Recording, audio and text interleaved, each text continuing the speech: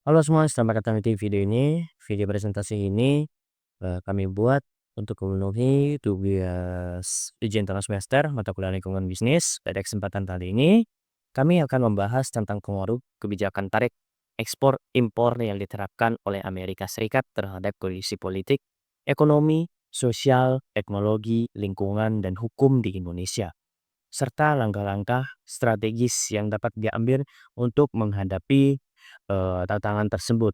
Yang pertama, bagaimana kebijakan tarif impor atau ekspor yang dikeluarkan oleh Amerika Serikat dapat mengaruhi stabilitas politik di Indonesia. Kebijakan tarif Amerika Serikat tidak secara langsung menyebabkan ketidakstabilan politik di Indonesia, namun dampaknya terhadap sektor ekonomi.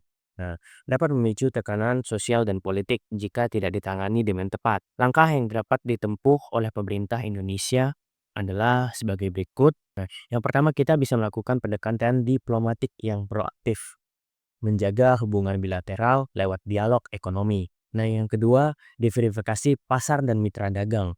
Kita dapat mengurangi ketergantungan pada satu negara. Yang ketiga adalah proteksi kepentingan nasional secara cerdas, memperkuat sektor domestik. Yang keempat, penguatan daya saing nasional. Kita dapat meningkatkan kualitas produk ekspor. Nah, yang kelima, kita dapat melibatkan sektor swasta dan masyarakat. Kita dapat menjadikan kebijakan yang inklusif. Yang keenam adalah investasi dan kapasitas negosiasi, menyiapkan diplomat dan negosiator. Apa dampak kebijakan tarif tersebut terhadap perekonomian Indonesia? Dan strategi apa yang dapat diterapkan untuk mencapai pertumbuhan ekonomi 8% serta menjadi negara maju? Kebijakan tarif Amerika Serikat menekankan ekspor dari industri padat karya di Indonesia, yang kemudian dapat memicu pelemahan konsumsi rumah tangga, nilai tukar, dan iklim investasi. Nah, dampak negatif pada ekonomi, harga produk Indonesia jadi lebih mahal di pasar Amerika Serikat. Nilai tukar rupiah dapat tertekan akibat menurunnya devisa. Nah, investasi dan ekspor menurun akibat ketidakpastian global. Terjadi efek domino terhadap sektor lain, lemahnya neraca, perdagangan, dan pertumbuhan ekonomi nasional. Nah, strategi apa yang bisa untuk mengatasi dampak? Yang pertama adalah divisi pasar ekspor agar tidak terlalu bergantung pada Amerika Serikat. Yang kedua adalah penguatan industri dalam negeri dan menciptakan nilai tambah produk. Strategi pembangun jangka panjang yang adaptif dan tahan terhadap guncangan global. Yang terakhir adalah kebijakan fiskal dan moneter yang sinkron untuk menjaga kestabilan. Selanjutnya, sosial. Kebijakan tarif dapat mempengaruhi kesejahteraan masyarakat Indonesia. Dengan materi di dalamnya, yaitu analisis bagaimana kebijakan tarif dapat mempengaruhi kesejahteraan masyarakat Indonesia. Kebijakan tarif, terutama yang diterapkan oleh negara mitra besar seperti Amerika Serikat, berdampak signifikan terhadap kesejahteraan masyarakat di Indonesia baik secara langsung dan tidak langsung. Berikut pengaruh terhadap kesejahteraan masyarakat Indonesia. Yang pertama, berpengaruh langsung pada pendapatan. Yang kedua, berpengaruh terhadap harga dan konsumsi. Yang ketiga, berpengaruh psikologi dan sosial. Dan yang terakhir, pengaruh terhadap kesejahteraan jangka panjang. Materi berikutnya yaitu program apa yang dapat diimplementasikan untuk mengurangi dampak negatif dari kebijakan tersebut. Dari dampak negatif tersebut dapat teratasi dengan pembuatan program penempatan dan mobilitas tenaga kerja. Maksudnya, dengan merevisi dan melakukan perluasan program tenaga kerja menjadi reskilling plus jobs matching yang proaktif. Selanjutnya, teknologi. Kebijakan tarif dapat mempengaruhi inovasi dan adopsi teknologi di Indonesia. Dengan materi di dalamnya, yaitu bagaimana kebijakan tarif dapat mempengaruhi inovasi dan adopsi teknologi di Indonesia. Kebijakan tarif dapat menjadi pedang bermata dua bagi inovasi dan adopsi teknologi di Indonesia. Jika tidak disertai kebijakan pendukung, tarif bisa menekan kemampuan industri untuk berinovasi.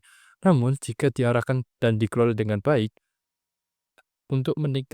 dapat meningkatkan kemandirian. Berikut pengaruh positif terhadap inovasi dan adopsi teknologi di Indonesia. Yang pertama, pendorong substitusi impor dan inovasi lokal. Yang kedua, peluang bagi startup teknologi lokal. Lalu yang terakhir, peningkatan kolaborasi R&D domestik. Kemudian pengaruh negatifnya. Yang pertama, kenaikan biaya impor teknologi. Yang kedua, ketergantungan pada teknologi lama. Dan yang terakhir, brain drain dan lemahnya ekosistem riset. Materi berikutnya, langkah apa yang dapat dilakukan untuk mendorong pengembangan teknologi lokal agar mampu bersaing di pasar global. Berikut langkah yang harus ditempuh. Yang pertama, penguatan kebijakan nasional berbasis inovasi. Yang kedua, insentif dan pendanaan untuk inovasi lokal. Dan yang terakhir, kolaborasi industri, universitas, dan pemerintah. Selanjutnya akan dibacakan oleh rekan saya, Gali. Terima kasih.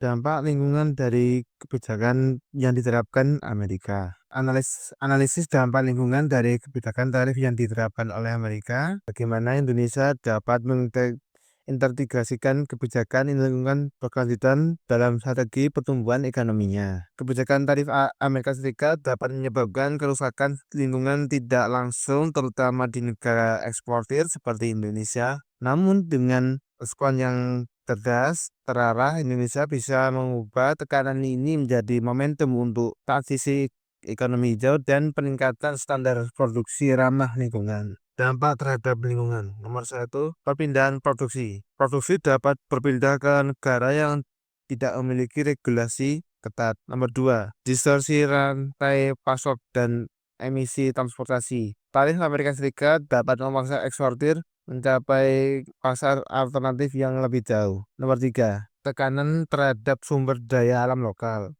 Jika tarif membuat satu komoditas tidak menguntungkan, produsen bisa beralih ke produk lain. Nomor 4, yaitu hambatan terhadap teknologi. Menghambat penyebaran teknologi bersih secara global dikarenakan tarif impor mengintegrasikan kebijakan lingkungan berkelanjutan ke dalam strategi pertumbuhan ekonomi. Dalam langkah penting bagi Indonesia untuk memastikan membangun pembangunan jangka panjang yang inklusif, tangguh, dan berdaya saing global. Strategi ini dikenal sebagai Greenwood dan menyangkut transformasi menurut di berbagai sektor ekonomi. Langkah Indonesia nomor 1, integrasi dalam perencanaan makroekonomi.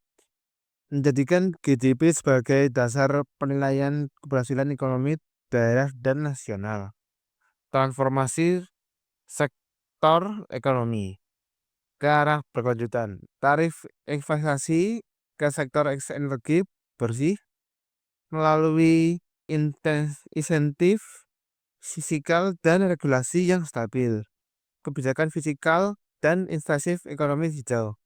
Bangun pasar karbon domestik dan regional sebagai sumber pembayaran iklim.